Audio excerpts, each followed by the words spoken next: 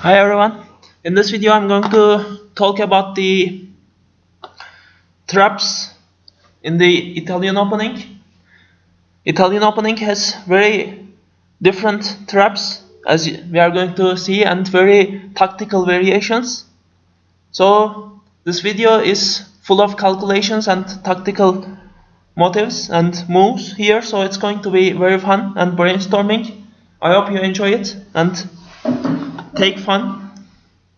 As you remember, the Italian opening starts with the e4, e5, knight f3, knight c6, bishop c4 and bishop c5, as you already remember from the Italian opening video of mine. c3 is the main line here, knight f6 and d4, ed4. I mentioned that there are two main lines for white. One is to move e5 and the other is to get the pawn at the d4 square,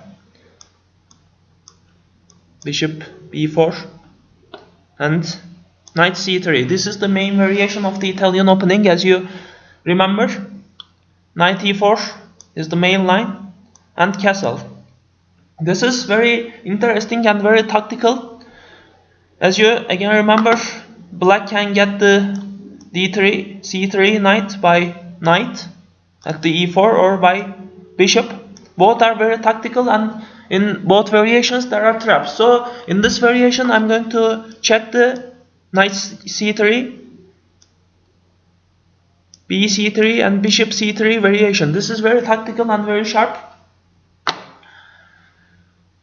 The variation that we are going to check in this video is the queen b3 here. Now white sacrifices the rook at the e1 square and allowing white to take some attack after bishop f7. This is very tactical, so most players in the openings don't know it, especially the ones that doesn't know the Italian opening. So actually it should be careful. You should be careful when you are playing this opening. The right move is here is to play d5 move, but as I said, you need to know the variation. You shouldn't get into the trap. So let's check bishop a1. This is very dangerous for black after bishop f7. So the only move is to king f8 move, because this is already losing to the bishop g5, checking and getting the queen here. This is a pin, as you can see. So after this move, getting the queen, and white simply wins. After this, white has a very strong attack after the bishop g5. Now there are variations. The first variation is to play knight e7, protecting the queen here. Black can also play knight d4, threatening the white queen at the b3 position. This is very tactical and you need to calculate. After knight d4, white can simply play queen a3 check, because now white frees the queen from the threat and checking, and then getting the bishop and the queen here at the d8 square. The variation is this, that the king can get the bishop here, and there is some tactics. White gets the queen here, knight e2, king h1, getting the free bishop, and again white can get this position. And now this is a winning position for white, because he has a queen basically, and also he has some attacking threats by knight e5, knight g5 and queen e3, trying to get the knight here at the e2 square. So this is winning for white. So as you can see, knight d4 is simply losing for black. Knight e7 is the correct move, but here white can attack the knight here because this is simply pinned, it cannot move, and by the bishop and rook white can attack the knight here, and after the knight is lost, black will also lose the queen here.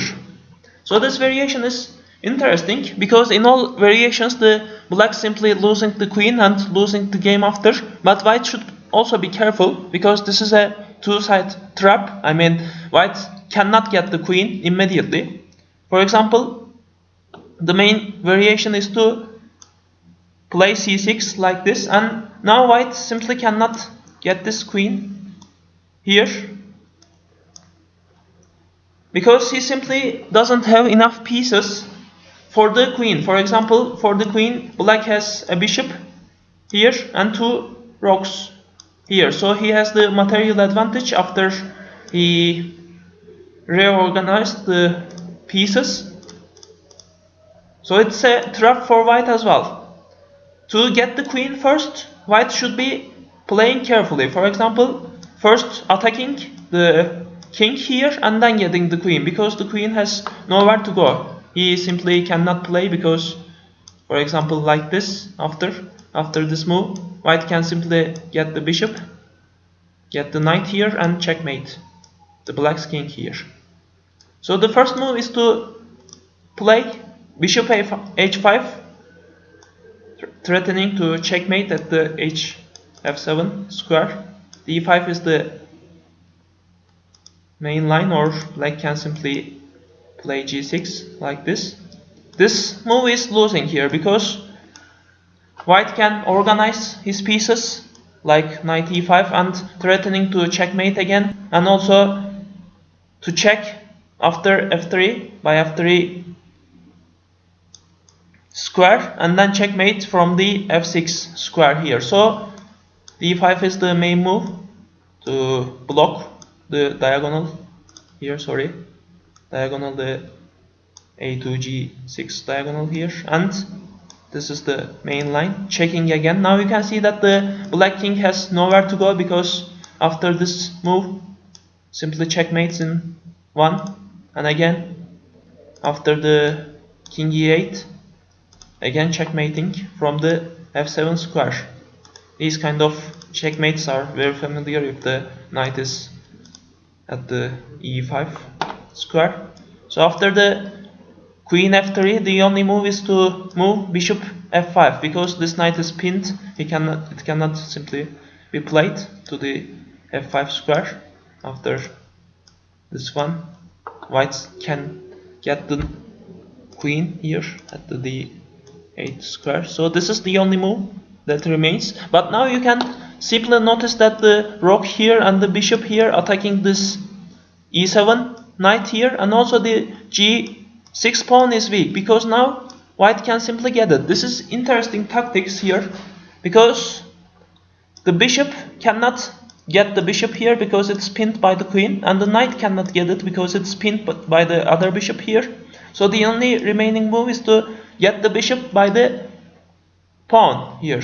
But now white can attack again, now attacking this knight 3 times by this knight and this bishop and this rook here. So again this knight cannot be get. For example, after the knight g6 and king to somewhere, white has a very winning position after getting this and also threatening these 2 bishops, and he is simply getting material. For example, like this, black simply needs to protect the queen because after knight f5 check, white can get the queen immediately here. So he needs to move. But after these kind of moves here, white can simply gain the queen again because now this move is simply checkmated like this, rook e5, and now this is checkmating. This move is checkmating like this, and the other moves are already losing, as you can see. For example, like this, for example, or this immediately checkmating. So as you can see, this variation is also interesting because white can also get the knight here, because after queen gets, knight takes g6 and then gets the e7 queen, and also if kings get it, the knight c6, again double threatening, checking, and getting the queen here like this. So in all variations, white can simply get the position.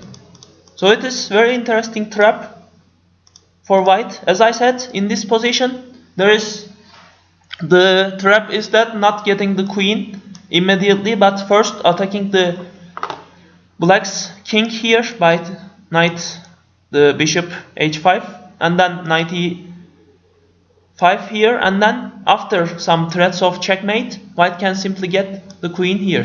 So it is a interesting trap that black should be careful. As I said, after the bishop d3, he shouldn't get the rook here because both variations are simply losing. Like this, let's make a review. And this one, the knight d4 is losing, as I said, and the knight e7 is losing to the rook e1. An interesting trap and very interesting tactics that you need to be aware of. Thank you for watching this video.